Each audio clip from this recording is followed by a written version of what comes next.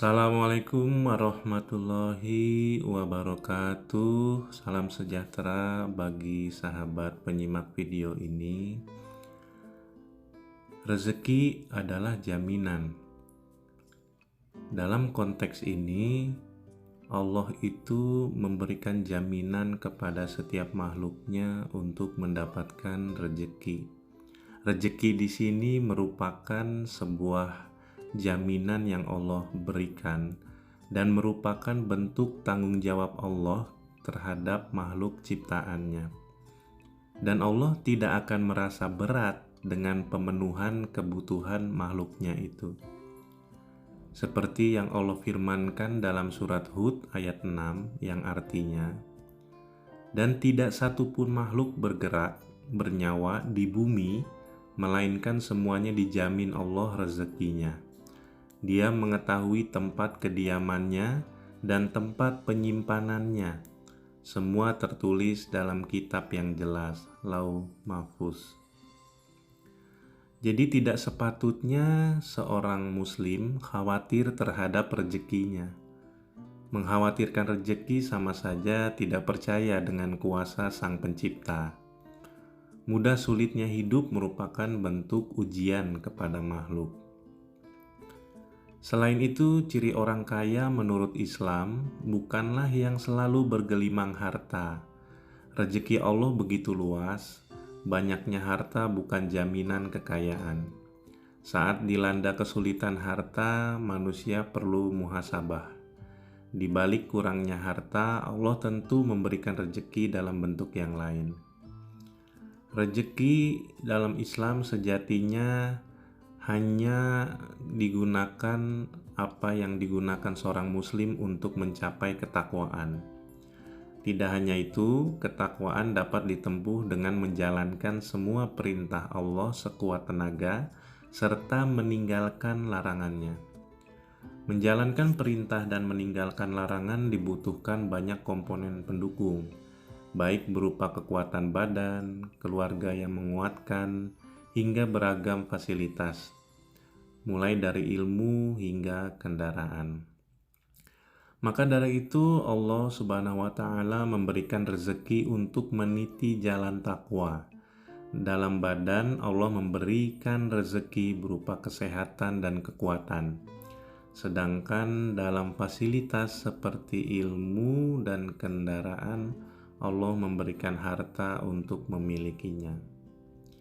Allah memastikan rezeki seorang hamba akan cukup digunakan hingga dirinya meninggal.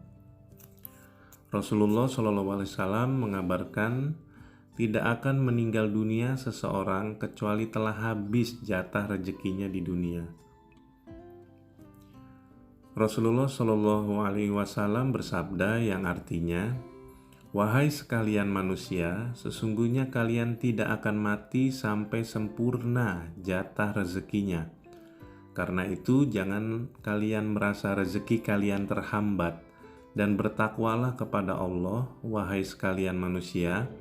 Carilah rezeki yang baik, ambil yang halal, dan tinggalkanlah yang haram." Hadis riwayat Ahmad. Maka seorang muslim tidak sepantasnya mengkhawatirkan masalah rezeki. Saat Allah ridho terhadap rezeki seorang hamba, Allah akan memberikan keberkahan. Sedangkan saat merasa kekurangan rezeki, Allah telah memberikan alternatif sebagai solusi. Salah satu alternatif yang Islam ajarkan berkaitan rezeki adalah dengan bersedekah. Sedekah menjadi pintu rezeki menurut Islam yang mudah diamalkan. Selain tidak terikat aturan khusus, sedekah bisa ditunaikan dengan beragam cara. Sedekah tidak harus dilakukan dengan harta. Jika memberatkan, memberikan senyuman pada saudara sudah termasuk sedekah. Melaksanakan sholat duha adalah sedekah. Atau jika ingin tetap menggunakan harta, bisa berlatih dengan membiasakan sedekah setiap hari sesuai kemampuan. Pembahasan rezeki dalam Islam memang Allah berikan kepada orang munafik juga maupun orang kafir. Karena Allah itu maha pengasih lagi maha penyayang. Maha pengasihnya Allah memberikan semua karunia kepada semua makhluknya.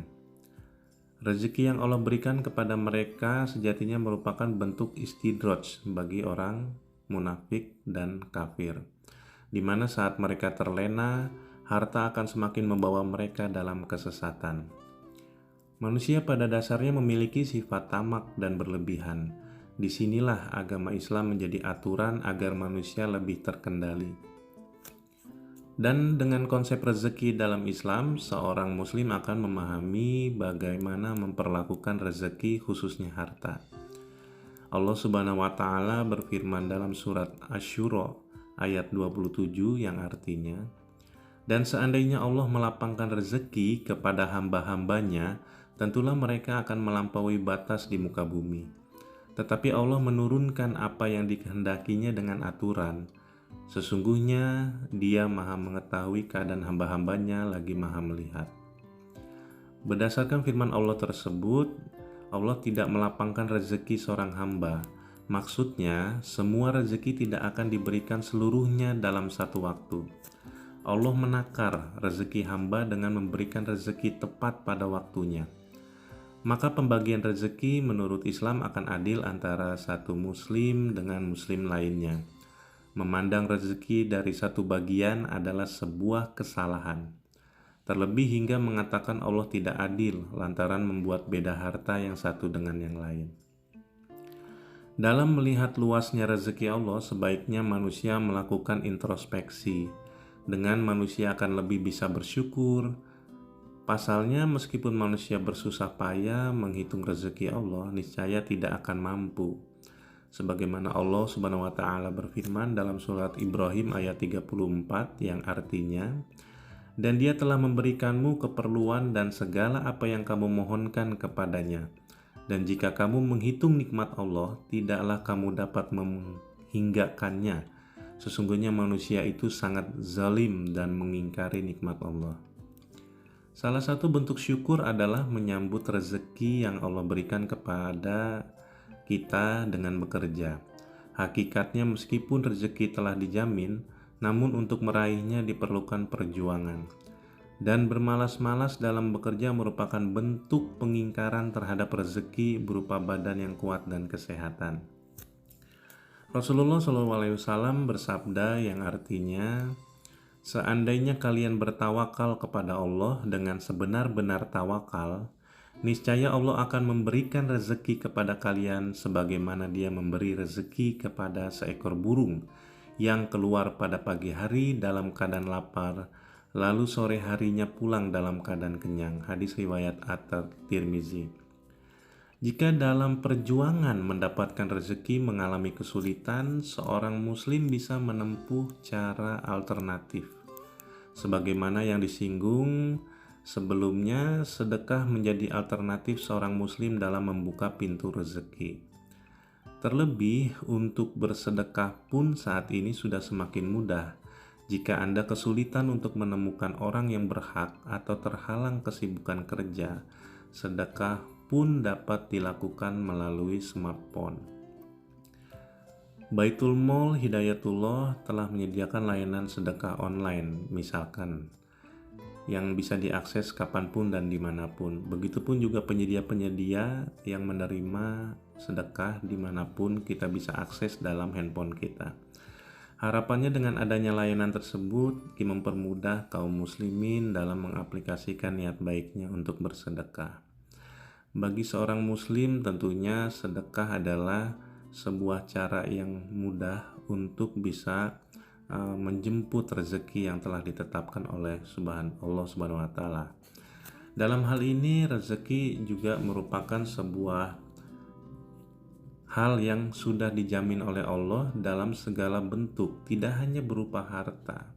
Bisa waktu, bisa kesehatan, bisa keimanan, bisa keislaman kita, juga bisa keluarga yang sehat, bisa juga anak yang soleh dan soleha, istri yang soleha, dan suami yang soleh, dan masih banyak lagi hal-hal yang Allah berikan kepada kita dalam bentuk rezeki yang sudah semestinya kita peroleh itu.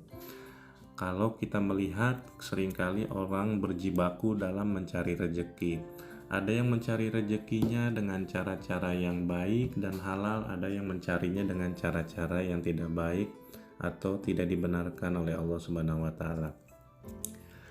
Seringkali kita capai dengan segala macam cara, baik itu dengan cara-cara yang bentuknya adalah misalkan seperti mengambil hak orang lain, kemudian memaksa, merampas dan sebagainya. Bisa jadi kita juga melakukannya dengan cara-cara yang menghilangkan nyawa seseorang, misalkan seperti perampokan, dan masih banyak cara-cara yang tidak baik yang sering dilakukan oleh orang-orang yang mungkin dalam titik tertentu mengalami hal-hal yang rendah iman, bahkan dalam titik nadir keimanannya. Ini yang menjadi persoalan, padahal Allah sudah menjamin setiap rezeki seseorang.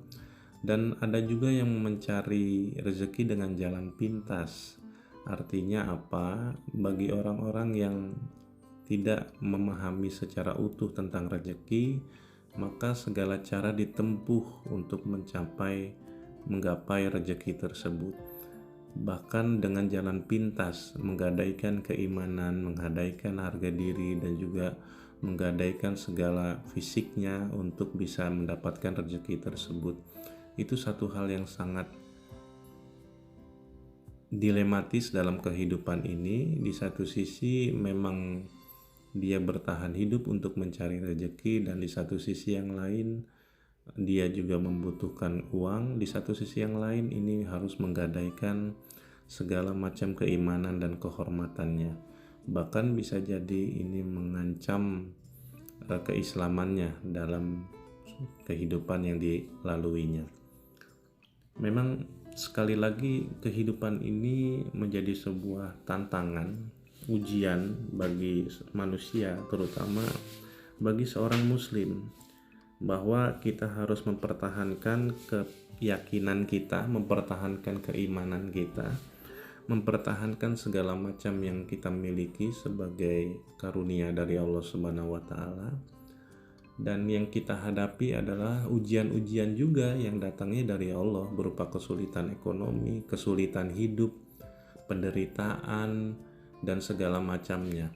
Sebenarnya dalam konteks itu Allah menginginkan kita untuk segera muhasabah diri tadi, memahami sebenarnya apa hal-hal yang kita lakukan menjadikan kita seperti itu.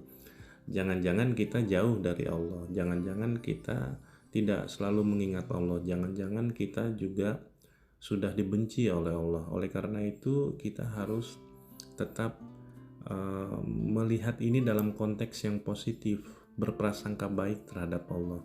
Bisa jadi kita harus mendekati Allah terus-menerus, memohon ampunan, meminta maaf atas segala hilaf dan salah, dan kemudian bertaubat sungguh-sungguh sehingga kita berada pada jalur yang benar, dan dengan sendirinya Allah akan meluruskan hidup kita, membetulkan hidup kita, dan tentunya memberikan rezeki kepada kita sesuai apa yang kita harapkan.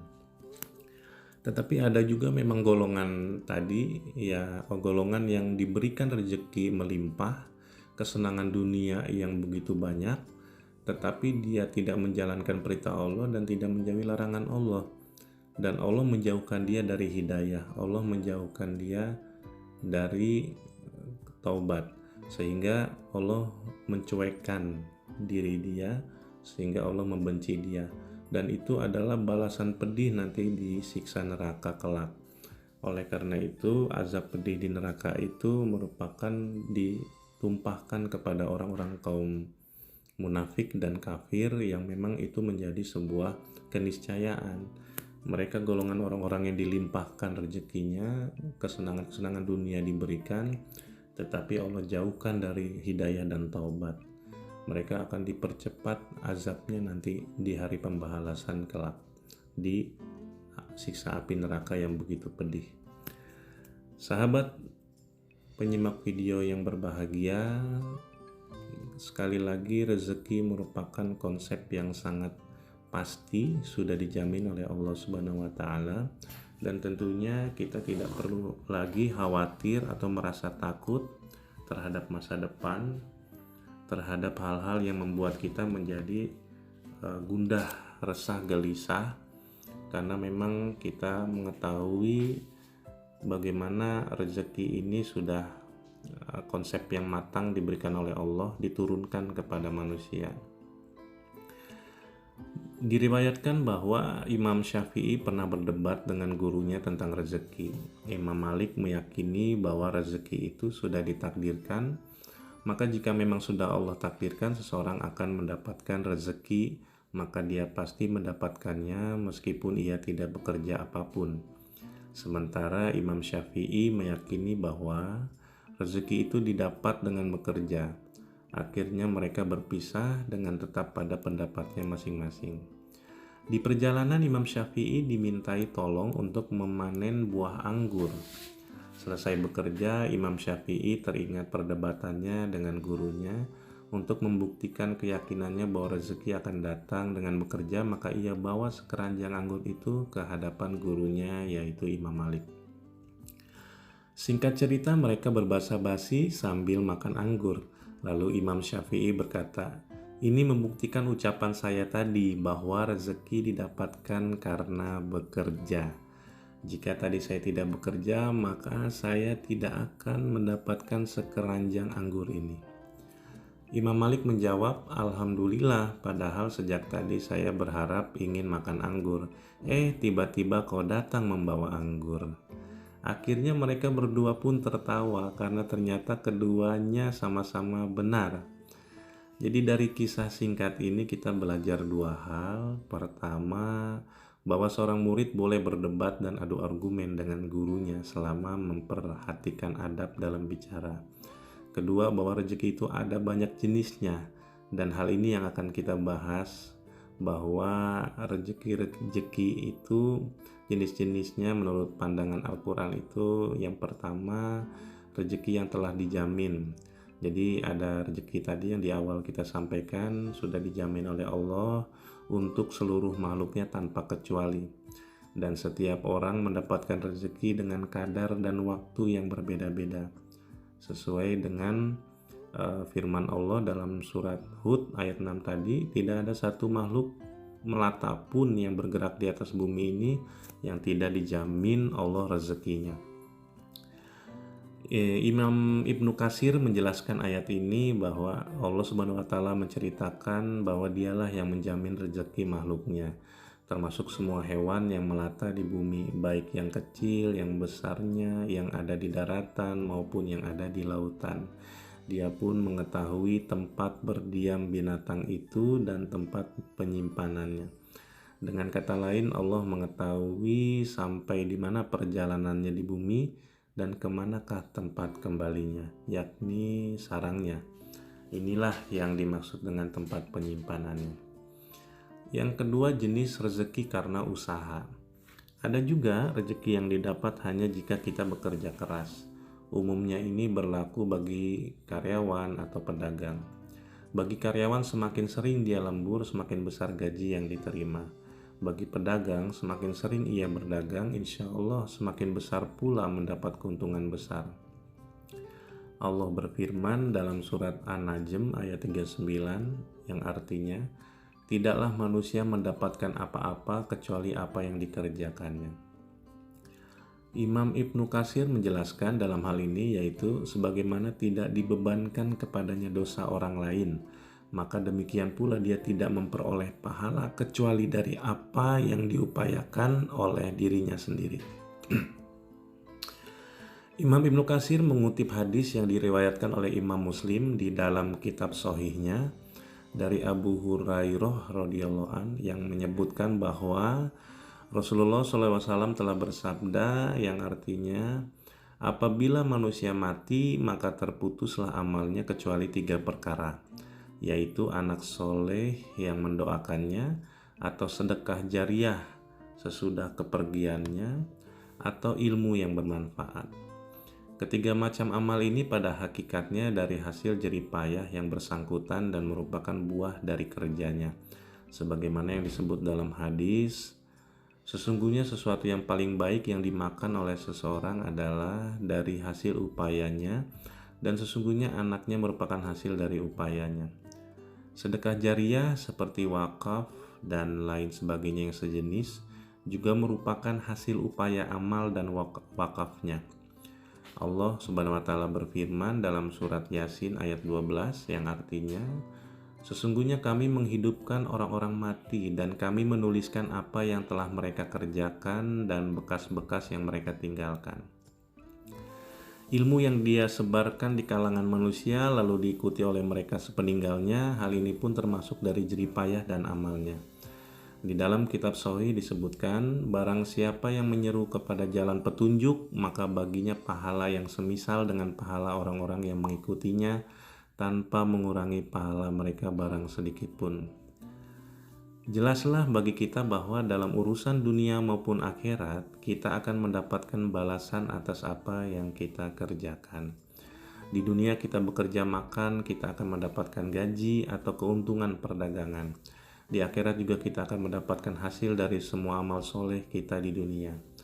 Namun ini tidak bermakna pembatasan karena bisa juga kita mendapatkan pahala atas pemberian orang lain selain dari 3 hal yang disebutkan hadis-hadis di atas tadi.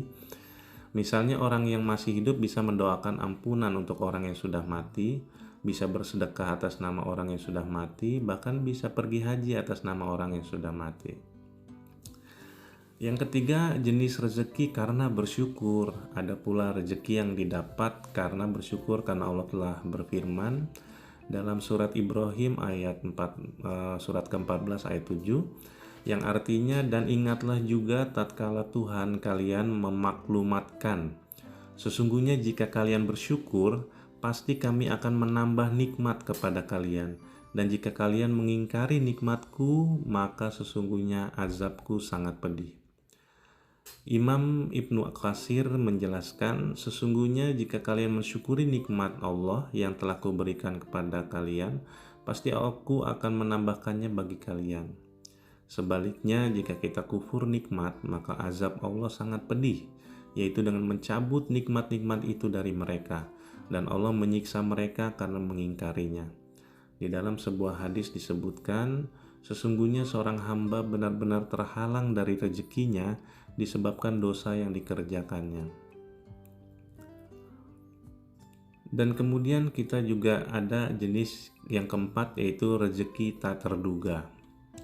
Rezeki yang sama sekali tidak terduga Allah berikan kepada orang yang bertakwa. Semakin bertakwa, semakin Allah berikan rezeki.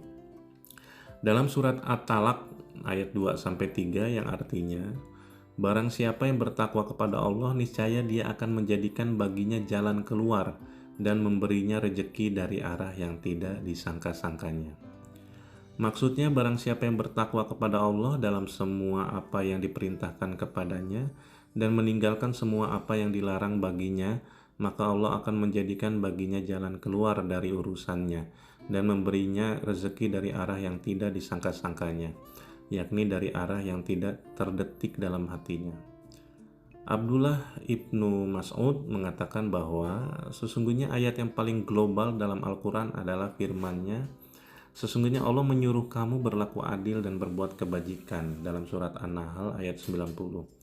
Dan ayat yang paling besar mengandung jalan keluar dalam Al-Quran adalah firman Allah Subhanahu wa taala dalam surat At-Talaq ayat 2 tadi, barang siapa yang bertakwa kepada Allah, niscaya dia akan mengadakannya baginya jalan keluar. Bertakwa itu melaksanakan perintah dan juga menjauhi larangan Allah, karena maksiat itu bisa menyumbat rezeki.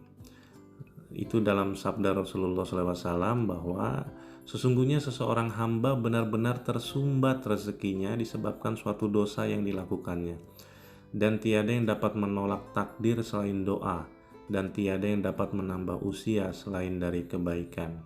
Hadis riwayat An-Nasa'i dan Ibnu Majah. Rasulullah menjelaskan perbedaan kondisi orang yang totalitas hidupnya untuk Allah dengan orang yang totalitas untuk dunia. Barang siapa yang menghabiskan seluruh waktunya untuk Allah, maka Allah akan memberinya kecukupan dari semua biaya dan memberinya rezeki dari arah yang tiada disangka-sangkanya.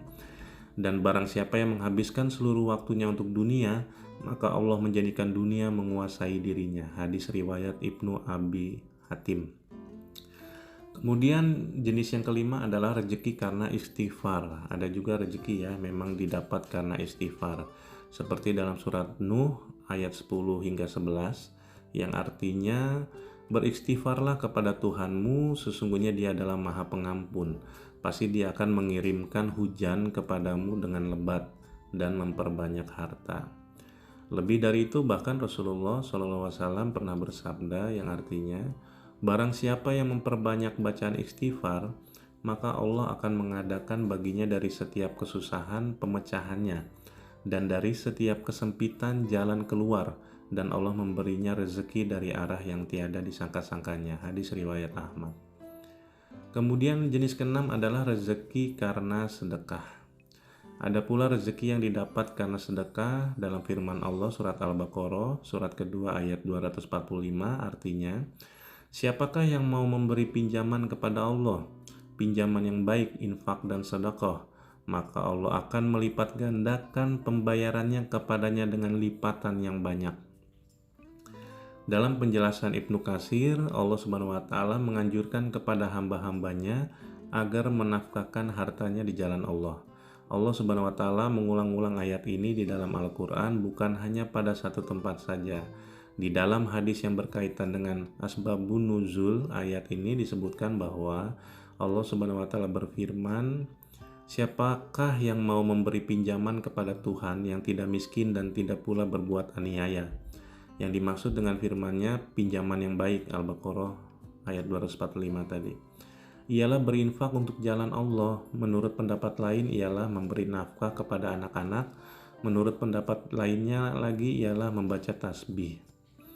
Firman Allah dalam surat Al-Baqarah tadi ayat 245, maka Allah akan melipat gandakan pembayaran kepadanya dengan lipat ganda yang banyak. Sama halnya dengan makna yang ada di dalam ayat lain, yaitu firman Allah dalam surat Al-Baqarah ayat 261, artinya perumpamaan nafkah yang dikeluarkan oleh orang-orang yang menafkahkan hartanya di jalan Allah adalah serupa dengan sebutir benih yang menumbuhkan 7 butir. Pada tiap-tiap butir 100 biji. Allah melipat gandakan ganjaran bagi siapa yang Dia kehendaki. Rasulullah bersabda, sesungguhnya Allah melipat gandakan kebaikan sebanyak 2 juta kali lipat pahala kebaikan. Hadis riwayat Ahmad. Dalam hal ini, dengan kata lain, belanjakanlah harta kalian dan janganlah kalian pedulikan lagi dalam melakukannya. Karena Allah Maha Pemberi rezeki, Dia menyempitkan rezeki terhadap siapa yang dikehendakinya di antara hamba-hambanya, dan Dia melapangkannya terhadap yang lainnya di antara mereka. Hal tersebut mengandung hikmah yang sangat bijak dari Allah. Yang ketujuh adalah rezeki karena anak. Ada juga rezeki yang Allah berikan karena anak yang kita miliki. Seperti firman Allah dalam surat Al-Isra ayat 31 artinya, dan janganlah kamu membunuh anak-anakmu karena takut miskin. Kamilah yang akan menanggung rezeki mereka dan juga rezeki bagimu. Imam Ibnu Katsir menjelaskan, ayat ini menunjukkan bahwa Allah Subhanahu wa taala lebih sayang kepada hamba-hambanya daripada orang tua kepada anaknya. Karena Dia melarang membunuh anak-anak, dan dalam kesempatan yang lain Allah memerintahkan kepada orang tua agar memberikan warisannya kepada anak-anaknya, di mana jahiliyah orang-orang tidak memberikan warisan kepada anak-anak perempuannya. Bahkan ada kalanya seorang membunuh anak perempuannya agar tidak berat bebannya. Ayat ini jelas melarang kita membunuh anak. Pada umumnya hal itu dilakukan karena takut miskin. Imam Ibnu Katsir menjelaskan, yakni takut berakibat jatuh miskin di masa mendatang. Karena itulah dalam firman selanjutnya diprioritaskan penyebutan tentang rezeki anak-anak mereka. Ini adalah dosa yang sangat besar, setingkat di bawah syirik. Seperti Abdullah ibnu Mas'ud bertanya kepada Rasulullah SAW, yang artinya, wahai Rasulullah, dosa apakah yang paling besar? Rasulullah SAW menjawab, bila kamu mengadakan tandingan bagi Allah, padahal Dialah yang menciptakan kamu. Ia bertanya lagi, kemudian dosa apa lagi? Rasulullah SAW menjawab, bila kamu membunuh anakmu karena takut dia makan bersamamu. Ia bertanya lagi, kemudian dosa apa lagi? Rasulullah SAW menjawab, bila kamu berbuat zina dengan istri tetanggamu. Hadis riwayat Bukhari dan Muslim. Kemudian adalah jenis keenam, rezeki karena menikah. Ada juga rezeki yang Allah berikan bagi orang yang ingin menikah dan menggenapkan separuh agamanya. Dalam surat An-Nur surat ke-24 ayat 32 artinya, dan nikahkanlah orang-orang yang masih membujang di antara kamu dan juga orang-orang yang layak dari hamba sahayamu, baik laki-laki dan perempuan. Jika mereka miskin, maka Allah akan memberikan kecukupan kepada mereka dengan karunia-Nya. Ibnu Katsir mengutip pendapat sahabat Rasul bernama Ibnu Abbas bahwa makna ayat ini mengandung anjuran kepada mereka untuk kawin atau nikah. Allah memerintahkan orang-orang yang merdeka dan budak-budak untuk kawin, dan Dia menjanjikan kepada mereka untuk memberikan kecukupan. Dari Abu Hurairah radhiyallahu an yang berkata bahwa Rasulullah SAW pernah bersabda, ada 3 macam orang yang berhak memperoleh pertolongan dari Allah, yaitu orang yang nikah karena menghendaki kesucian, budak mukatab yang bertekad melunasinya, dan orang yang berperang di jalan Allah. Hadis riwayat Ahmad, Tirmizi, Nasai, dan Ibnu Majah. Nabi SAW pernah mengawinkan lelaki yang tidak mempunyai apa-apa selain sehelai kain sarung yang dikenakannya, dan tidak mampu membayar mas kawin cincin dari besi sekalipun.